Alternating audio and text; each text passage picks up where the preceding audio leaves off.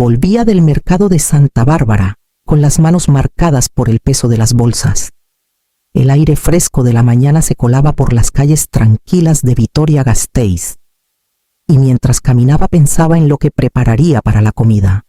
Al abrir la puerta, el silencio del pasillo se rompió con una voz cortante. Mariela estaba plantada en el centro del salón, los brazos cruzados, los labios tensos. O sirves a mi madre como si fueras su criada, o te largas para siempre. Me quedé inmóvil unos segundos, detrás, en la habitación de invitados. Sabía que doña Nélida se estaba acomodando como si aquello fuera un hotel. Llevaba apenas 3 días en casa y ya actuaba como dueña. No dije nada. Crucé el salón y subí las escaleras con paso firme, sintiendo sus ojos en mi espalda, en mi habitación. Dejé las bolsas sobre la cama y abrí el armario. La maleta azul que había usado en el último viaje con mi difunto esposo estaba en la parte superior. La bajé con cuidado, sacudiendo el polvo que el tiempo había dejado. No iba a quedarme a discutir ni a suplicar. Mientras doblaba ropa, el teléfono vibró sobre la cómoda. Una notificación iluminó la pantalla, un mensaje de Mariela. Pero claramente no para mí. Lo abrí sin dudar. Esta semana la echamos y empezamos con los papeles de la casa. Sentí un frío seco recorrerme la espalda. Así que no se trataba solo de imponerme la obligación de atender a su madre. Querían sacarme de mi propio hogar y mover hilos para quedarse con él. Guardé el teléfono en el bolsillo y terminé de empacar. Cada prenda que caía en la maleta era un recordatorio de que había llegado el momento de proteger lo que quedaba de mi dignidad.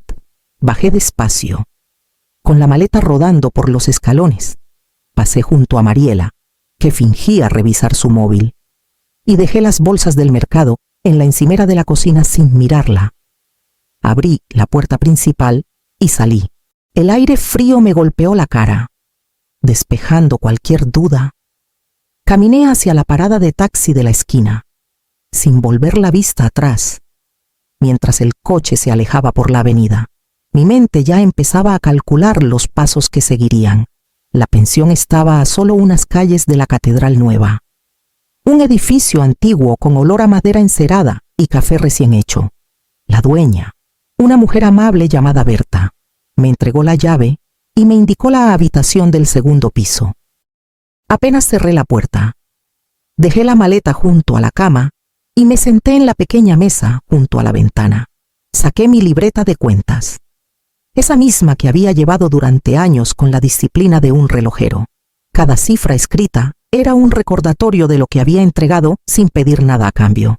$18,000 para la boda de Íñigo y Mariela. Quise que fuera un día perfecto. Aunque la familia de ella no pudiera aportar nada, pagué el banquete, las flores, la música, el vestido, todo. $40,000 para la entrada de la vivienda.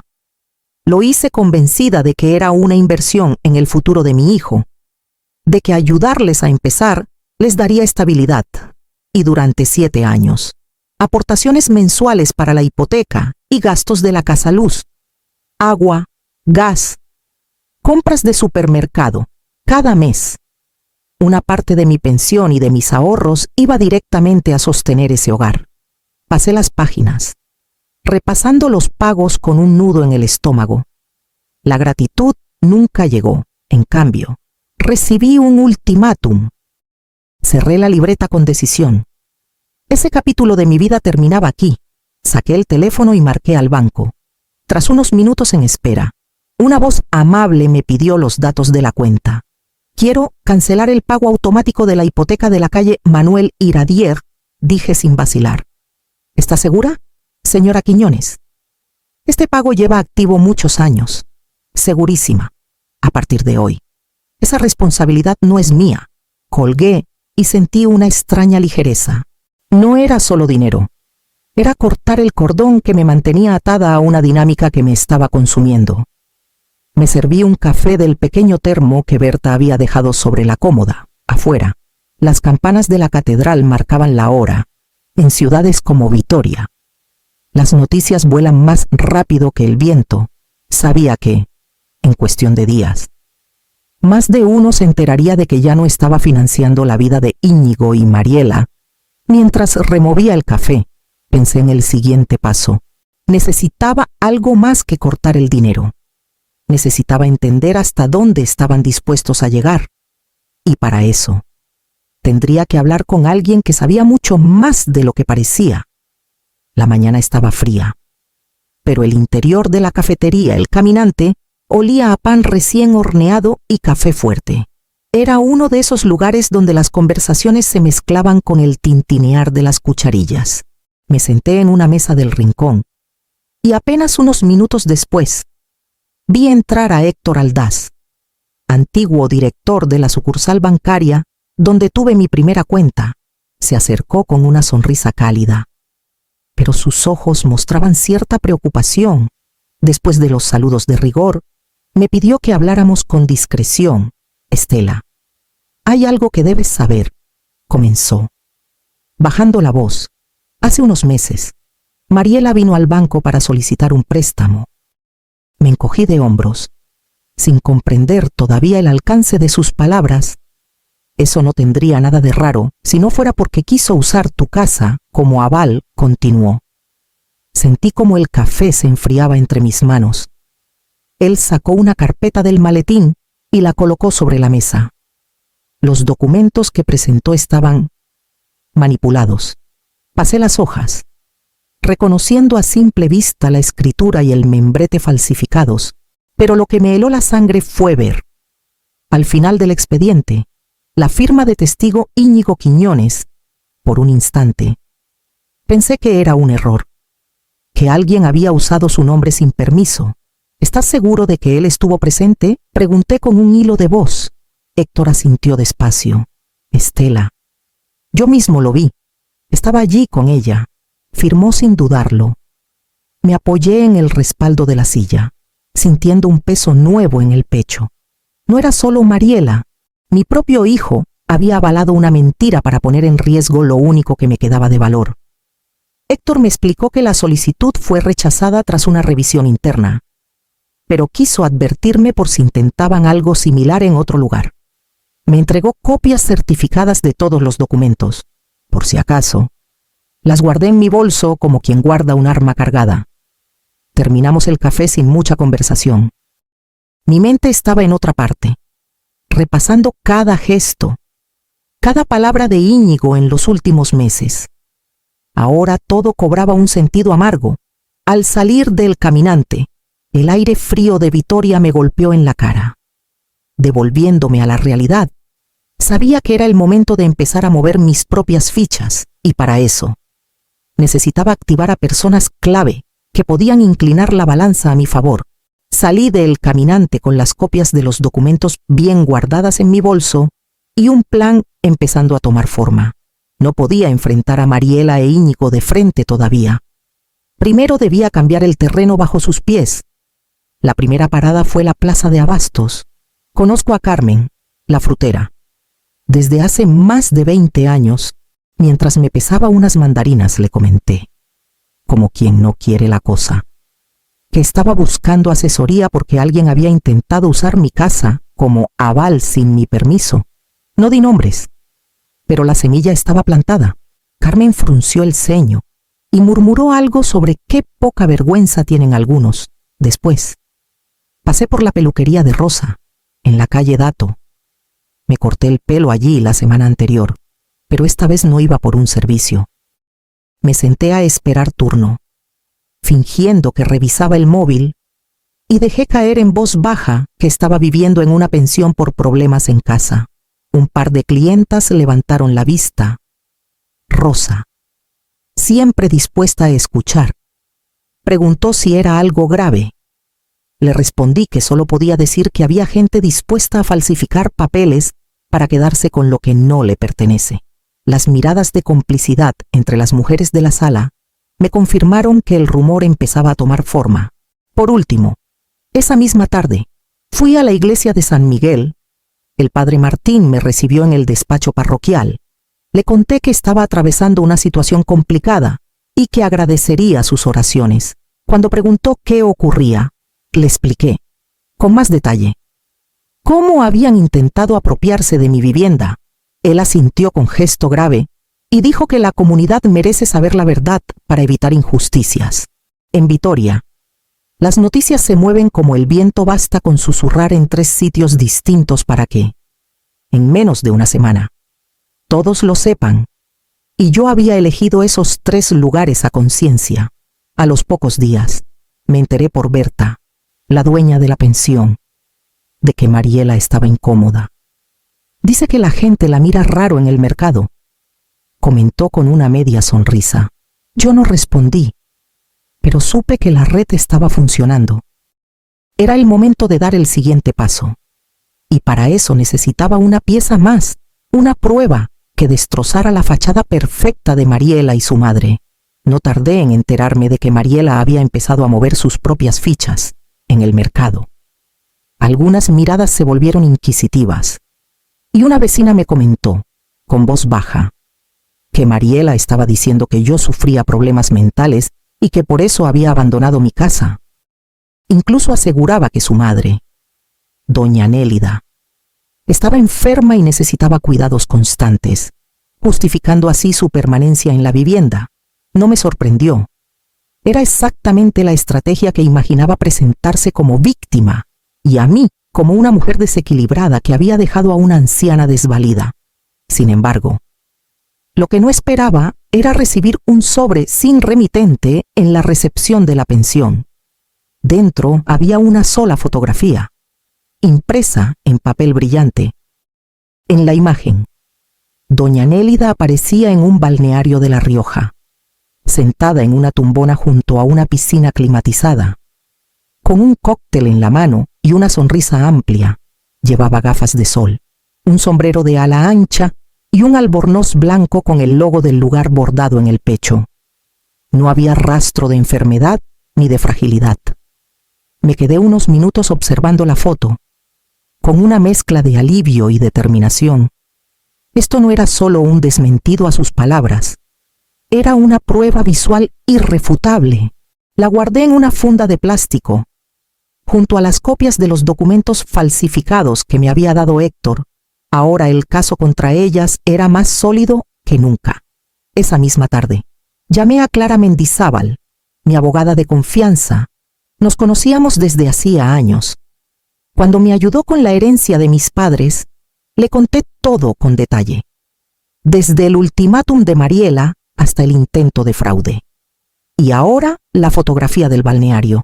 Clara escuchó en silencio, tomando notas rápidas. Tenemos base suficiente para iniciar un procedimiento de desalojo, me dijo con voz firme. Será un proceso legal, claro, y con estas pruebas. Sus argumentos se vendrán abajo.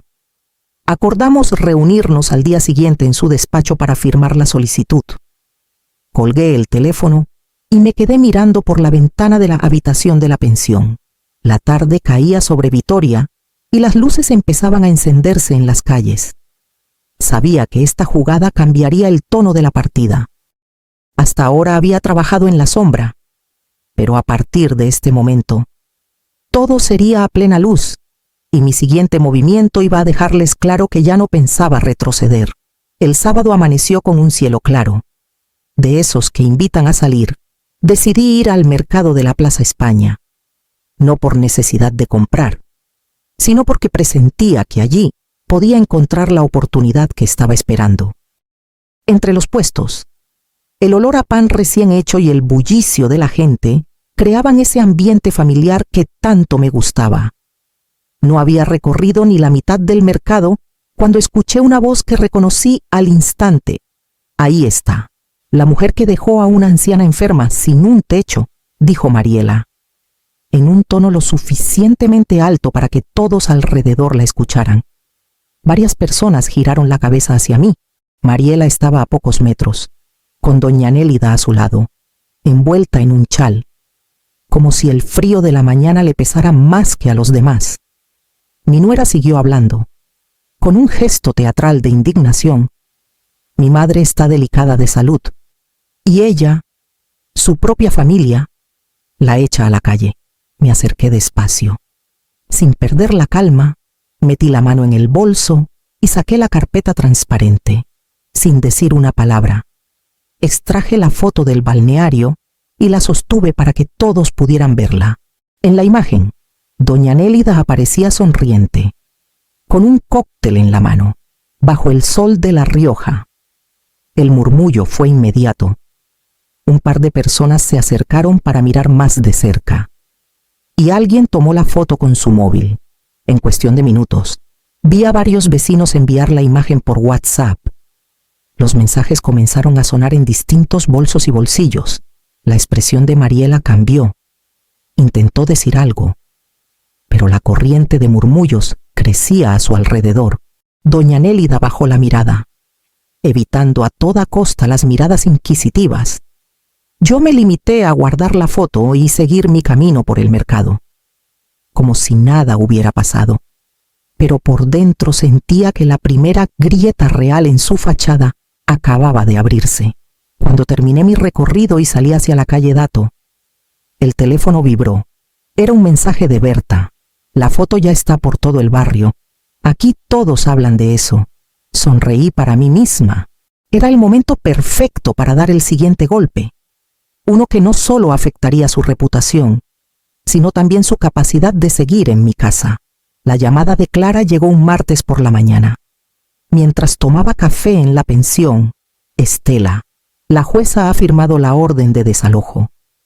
Tienen 30 días para abandonar la vivienda, me dijo, con esa mezcla de firmeza y satisfacción que solo se escucha cuando la justicia respalda lo evidente.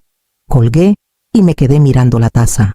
No era momento de celebraciones. Era momento de asegurarme de que no encontrarían resquicio para resistirse. Así que marqué 3 números que tenía guardados desde hacía años. El primero fue el de una empresa de suministros con la que Mariela tenía facturas impagadas. Les facilité la dirección actual mi casa. El segundo, una clínica dental que llevaba meses buscándola por un tratamiento que nunca pagó. Y el tercero, el más delicado, un prestamista informal de Bilbao. Sabía, por conversaciones pasadas con Íñigo, que él y Mariela habían pedido dinero allí para cubrir un negocio que fracasó. Les dejé la misma dirección y agradecí su interés por cobrar lo que se les debía. No tuve que esperar demasiado. En apenas una semana, las llamadas comenzaron a multiplicarse. Primero, intentos educados de aclarar la situación. Después, tonos más secos, visitas a la casa y notas deslizadas bajo la puerta. Yo, por mi parte, no respondía a nada. Conté hasta 22 intentos de contacto solo esa semana, llamadas perdidas. Mensajes de texto, audios, todo sin contestar. Berta, la dueña de la pensión, me avisó que habían pasado por allí preguntando por mí, pero ella, con la lealtad de quien conoce las reglas de un barrio, les dijo que no me había visto en días. Mariela, según supe por Carmen la frutera, ya no iba al mercado. Mandaba a su madre o encargaba las compras por teléfono. Íñigo, en cambio, había empezado a aparecer por lugares donde yo solía estar, como si quisiera encontrarme por casualidad. Yo observaba todo con la frialdad de quien sabe que la partida se está inclinando a su favor. Cada movimiento suyo era una reacción, no una estrategia. Y yo ya tenía decidido cuál sería mi siguiente jugada. Una que no solo los pondría contra las cuerdas, sino que sellaría el final de su juego. La llamada de Íñigo llegó al amanecer. Su voz sonaba cansada, casi rota. Cuando me pidió que nos viéramos en el Parque de la Florida, acepté, más por curiosidad que por otra cosa. Quería verle la cara mientras intentaba convencerme. Llegué puntual. Él estaba sentado en un banco, con las manos entrelazadas y los hombros encorvados. Cuando me vio, se levantó enseguida. «Mamá, tenemos que hablar», empezó, evitando mirarme directamente. «Esto del desalojo, no hace falta que llegue tan lejos. Podemos arreglarlo». Lo escuché en silencio. Me habló de familia, de no arruinarlo todo por un malentendido y de darle tiempo a Mariela para reorganizarse, pero no tardé en responder. «No, Íñigo, el proceso sigue, y para que lo sepas, la casa ya tiene un nuevo destino. Su ceño se frunció. Venderla negué con la cabeza. Será cedida a una cooperativa de mujeres mayores. Van a transformarla en pisos tutelados para quienes no tienen dónde vivir. Será un lugar seguro para ellas, no un trofeo para quien quiera aprovecharse. Íñigo me miró como si no entendiera del todo. Tal vez esperaba que le dijera que había una forma de salvarlo. Pero ya no quedaba nada de la madre, que siempre buscaba excusas para sus errores, esa misma tarde. La noticia llegó a oídos de Mariela. No sé si fue él quien se lo dijo, o si se enteró por la inevitable cadena de rumores del barrio. Pero su reacción fue inmediata. Hizo las maletas y se marchó de la ciudad. Sin despedidas ni explicaciones. Algunos dijeron que se fue al norte, otros que cruzó a Francia con una amiga. Lo cierto es que dejó a Íñigo con todas las deudas y la reputación destrozada. Los acreedores ya no tenían un segundo objetivo al que presionar. Toda la presión caía ahora sobre él.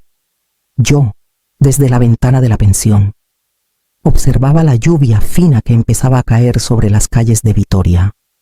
No sentía triunfo, sino una calma serena.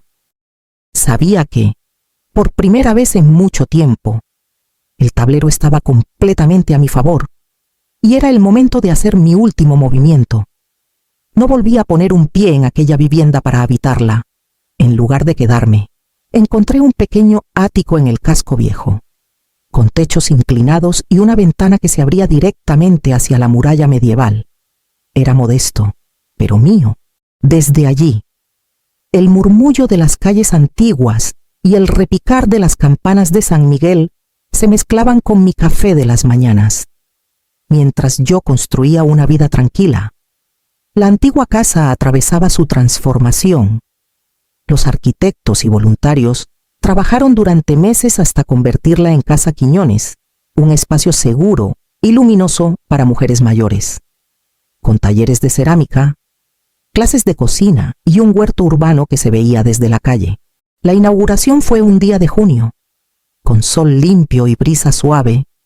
Vecinos, prensa local y mujeres que habían esperado este momento llenaban el patio central.